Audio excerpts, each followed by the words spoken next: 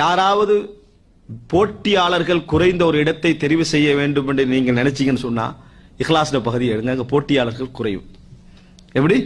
நீங்க ஒருத்தர் தொழுகையில முந்தோம் நினைச்சீங்கன்னா தோல்வி அடையலாம், தர்மத்துல முந்தோம் நினைச்சீங்கன்னா தோல்வி அடையலாம், நல்ல இபாதத்தாளியாக இருக்கணும் அதுல முந்த நினைச்சீங்கன்னா தோல்வி அடையலாம், தொழுகையில முந்த நினைச்சீங்கன்னு சொன்னா தோல்வி அடையலாம். ஆனா போட்டியாளர்கள் குறைந்த இடம் எது தெரியுமா? இஹ்லாஸ். அல்லாஹுக்காக செய்யணும் என்ற இடத்துக்கு நீங்க போய் பாருங்க, அங்க போட்டி போடுறவங்க குறவு, அங்க போட்டி போடுறவங்க குறவு. நீங்க வேகமா முந்திரலாம், வேகமா என்ன செய்யலாம்?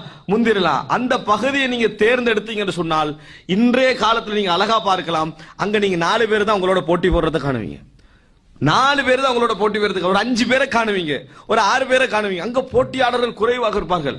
தொழுகையில ஒத்தனை முந்தனை நீங்க நினைச்சீங்கன்னு சொன்னா பள்ளி நிரம்பி வழியுது, உங்களுக்கே கவலையாக இருக்கும். தர்மத்துல முந்தோன்னு நினைச்சீங்கன்னு சொன்னால் உங்களுக்கு கவலையாக இருக்கும். நிறைய